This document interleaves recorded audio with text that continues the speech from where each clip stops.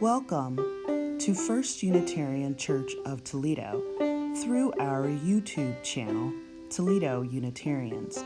My name is Melissa Jeter, and I am one of the commissioned lay ministers for this congregation, where Reverend Tim Barger is the senior minister.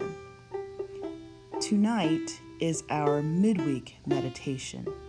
We are staying away and staying connected.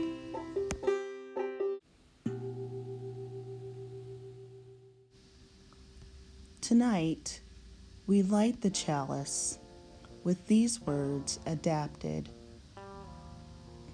A Litany of Restoration by Marjorie Bowens-Wheatley. If, recognizing the interdependence of all life, we strive to build community, the strength we gather will be our salvation. If I am black and you are white, it will not matter. If I am female and you are male, it will not matter. If you are older and I am younger, it will not matter. If you are liberal and I am conservative, it will not matter. If you are straight and I am gay, or on any other part of the gender spectrum, it will not matter. If you are Christian and I am Jewish, it will not matter. If we join spirits as siblings, the pain of our aloneness will be lessened, and that does matter. In this spirit, we build community and move toward restoration.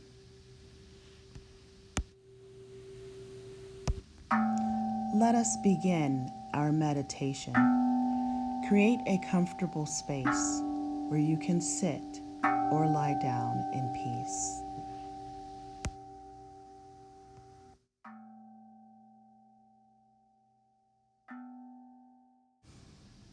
When you slow down, you can see that plants are always changing. They are always adapting to the circumstances, the soil, the sun, the water that they are receiving. They are always adapting, moving, and relating to each other. If we look at the human condition, we can see that we too are also always adapting and changing and relating to each other. When we intentionally relate to each other, we can create beloved community.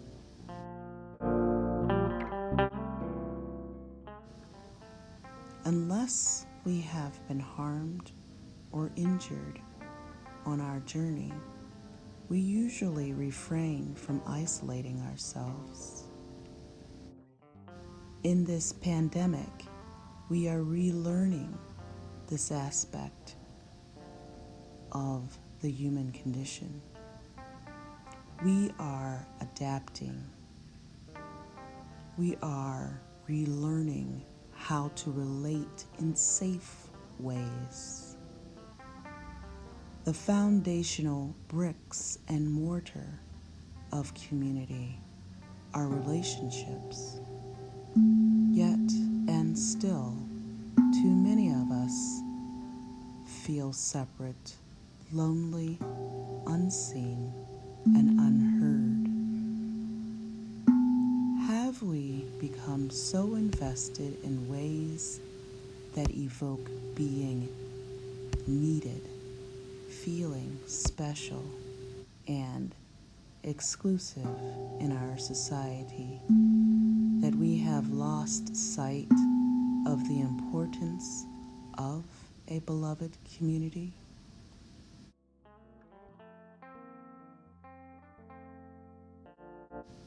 Moving at a fast pace, it is easy to lose sight of what is important. Moved toward the simplicity of staying home, we have found solutions that science calls elegant.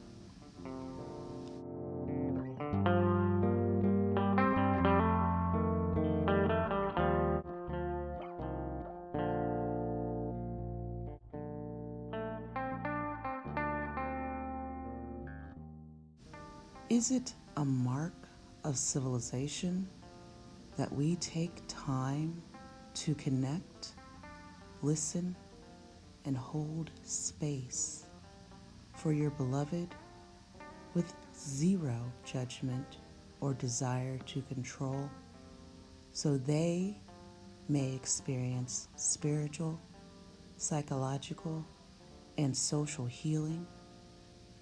How do we relate?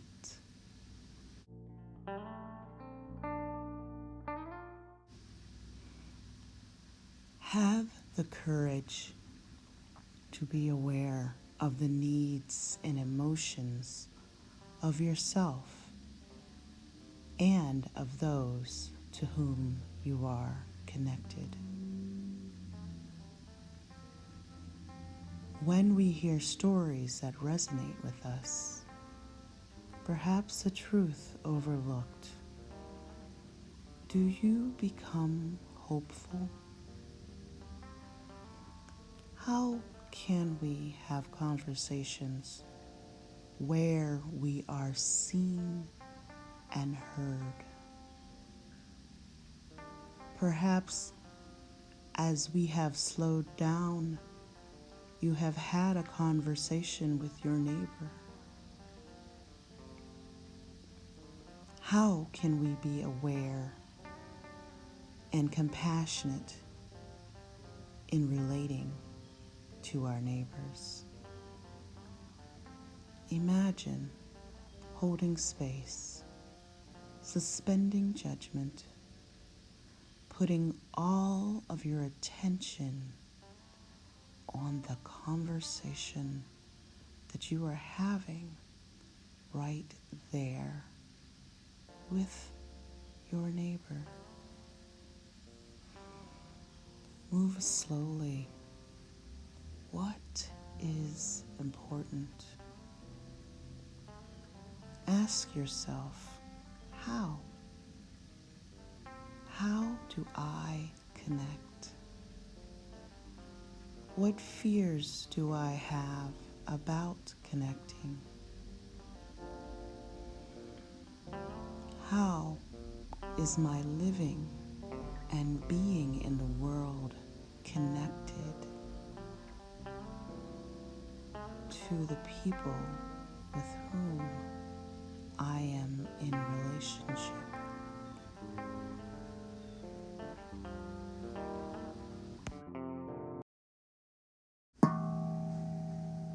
We will now have 1 minute of silence.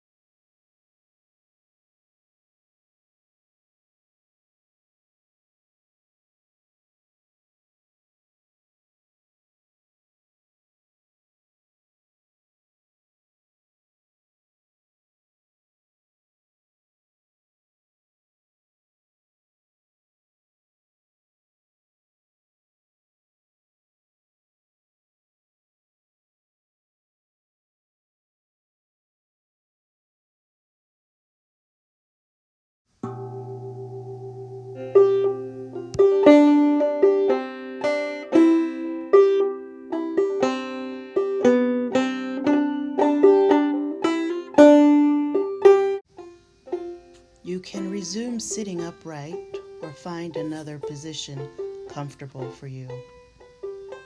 Feel the sense of connectedness that you have restored to yourself, to your community.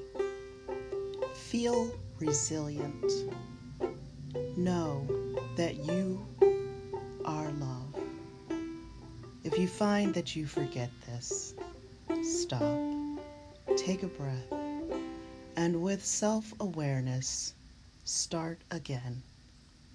Let all you do be done in love.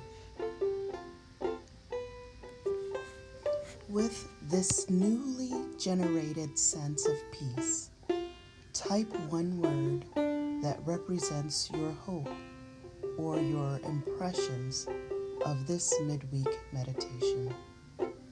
Remember, no situation is perfect, permanent, or personal. Hold on to what you can count on. Trust the regular patterns of your experience. That this community will come together in the prayer of service, sacramentally questing for truth with the doctrine of love. So be it.